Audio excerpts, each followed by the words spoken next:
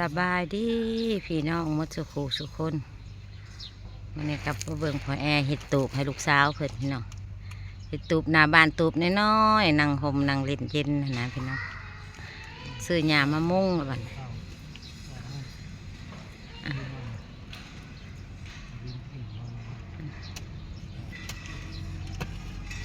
ลูกซอยกัน2 คนเห็ดกับร้านเพิ่นเท่าบอลเลยพี่น้องมีผู้เห็ดนำเป็นรูปเป็นร่างขึ้นแล้วย่อต้นย่อห่างขึ้นแล้วพี่น้องเห็ดแต่เศร้าๆพวกจีดหากระซิมาถ่ายคลิปโอ้ยผู้เห็ดนะเพิ่นเห็ดกับร้าน2 คนได้ย่อทาบอนนั่นแหละคุดซอยปะเทา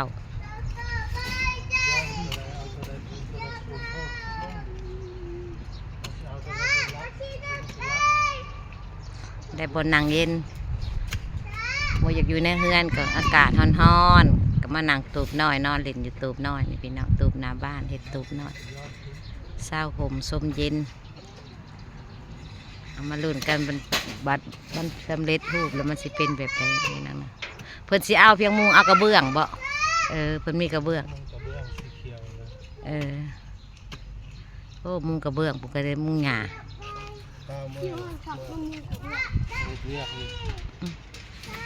ทำมันยากอะไรก็เฮ็ดน้ำค่อยเลยแล้วเมาเอาน้ำกัน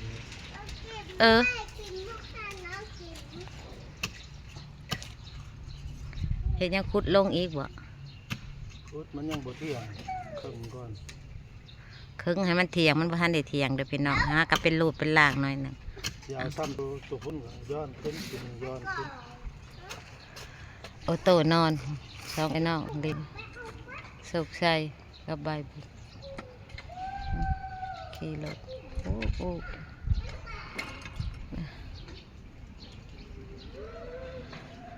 ได้ย้อนมาบ้านแล้วซอยปีหน้าก็แห้งเบาไปอีกแม่ก็ใหญ่แล้วนำหูควมไปนำมาทำอิฐบ่ฮู้ยังมัดอีคนดอกแม่เบายังก็บ่จักบ่ฮู้เดียวในคอยฮู้ไปมันนำมือใหญ่ก็คอยบอกคอยสอนเอาแม่ว่ามันก็บ่ทันฮู้เราอยู่น้ำยาให้กระติกบ่มีผู้ปากบ่ว่า2 คนลิ้นผู้เดียวมองแมกลงไปฮอดตีนมันอยู่แล้ว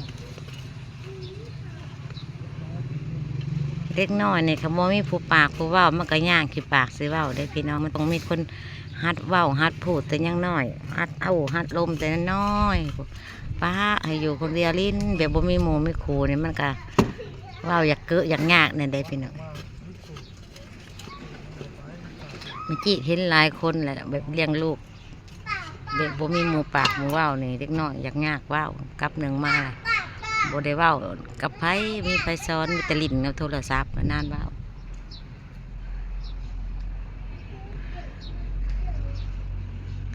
ยกตัวอย่างคือร้านมิจีนนี่โอ้ยบูดหมูลินบ้านนอกแซวไปลินน้ำหมูได้มากแล้วได้รถแบบได้มี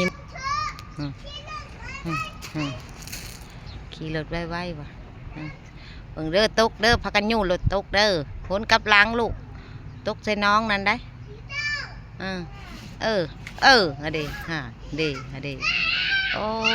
โหขี่เสาไอ้น้องตกได้เจ็บได้หัวซักได้อย่าขี่ลงมา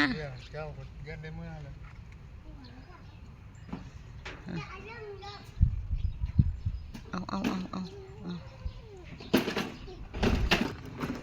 ทุสวัสดีครับทุครับไปบุญทุมาแล้วไปลงมาแล้วอุกลงมาอุกลงมาแล้วย่องไปพี่น้องเอามาให้ปะเถายันเฮียโอ้ยันเฮียจับย่องโดยทุอีกเกือกเลยกองกีหินนี่น้องเกือกเลย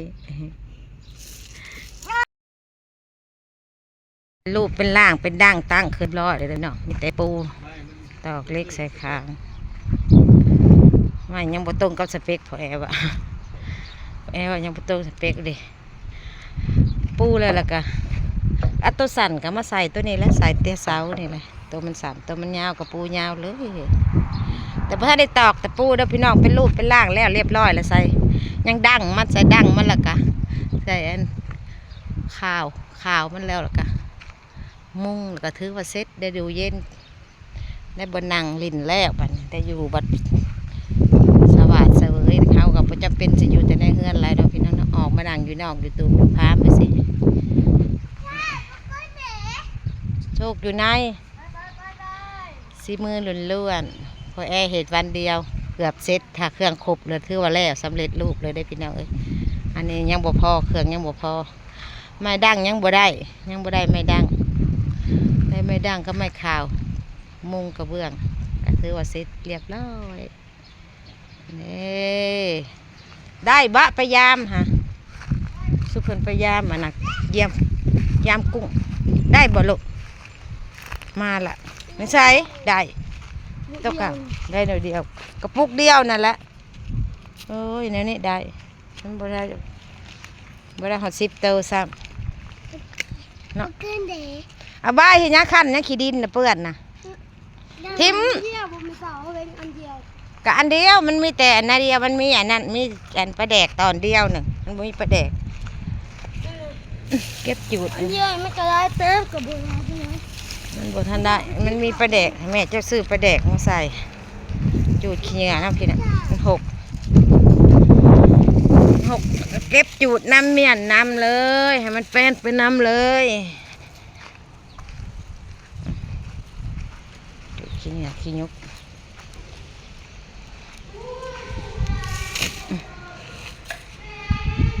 ไปเลย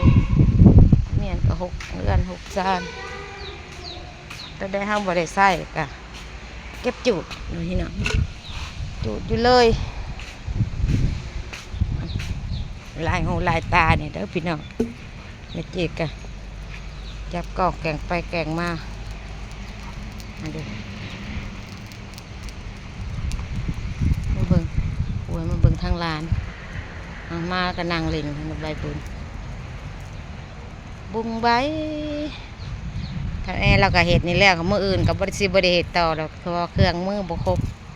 มืออื่นเพิ่นกับเมื่อพุ่นแหละเมื่อสวรรค์ข่าวสวรรค์พุ่นแหละเพิ่นสีไปกินดองลูกชายเมื่อดองลูกชายมันนี่น้องย่างนี่เก็บไปนำลูกเอ้ยให้มันเป็นนำเนี่ยได้บรินบนเศร้ากวางคือว่ากวางได้พี่น้องกับว่าตูบน้อยก็นั่งได้วักหลายคนเด้อได้5-6 คนไปได้ตูบน้อยคักละเห็ดอยู่นี่คักละเห็ดมันเหยียบขึ้นคันหนึ่งก็พอดีเลยแปะลูกนานขึ้นมาเล่นมาหัวมาเบิ่งเพิ่นทางหน้าเอาน้องปูงน้องละสิหาทางไปเลยได้บัดสิไปไสบัดนี่วะฮะไปไสฮะ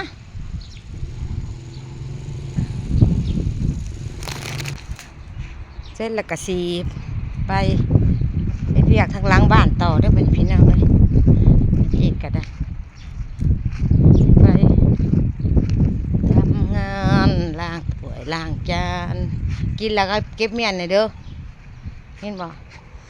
กินหมักย้อนเก็บเมียนในจอกแกะจอกผู้เก็บมาเก็บไปเมียนทางหลังบ้านมือเท่าสีล่างเด้อจอก2 ดวง2 หน่วยนะ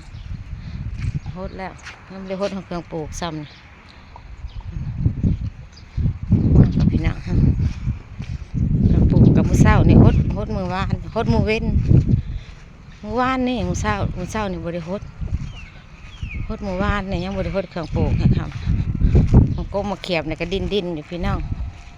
รู้ว่าเป็นน้ำหยางำบอกมันจะคือบ่ขึ้นเนาะพี่น้องเนาะหยางำมันบอกขันเอาหยานี่ออกภาษีแห้งของได้นี่ต้องเป็นยามพ้นเขาจะเอาออกให้มันหยานี่ปกให้มันซุ่มพี่น้องมันกระซุ่มยุ่ซุ่มน้ำหยาปกเมียนหัดหยาหัดนี่ฮะแหละพวกเครื่องปลูกถือว่าเซ็ตพี่น้องอันนั้นก็มะขามหวานเพิ่นปลูกมะฮงเพิ่นก็ได้หลายต้นเด้ได้4-5 เหงาเพิ่นได้มะฮงเพิ่นพี่น้องเบิ่งปลาแห้งคนน้อยเห็ดพี่น้องตัวได้น้อยแค่ปลา2 โลตัวสำนีนะ ปลาแห้งงามตากแห้งแห้งแล้วเรียบร้อยเป็นปลาแดดเดียวพี่น้องเอ้ยคลิปนี้ก็สิได้ลาพี่ลาน้องไปก่อนเด้อฝากติดตามคลิปหน้าขอบใจทุกไลค์ทุกคอมเมนต์เด้อพี่น้องเด้อลาไปก่อน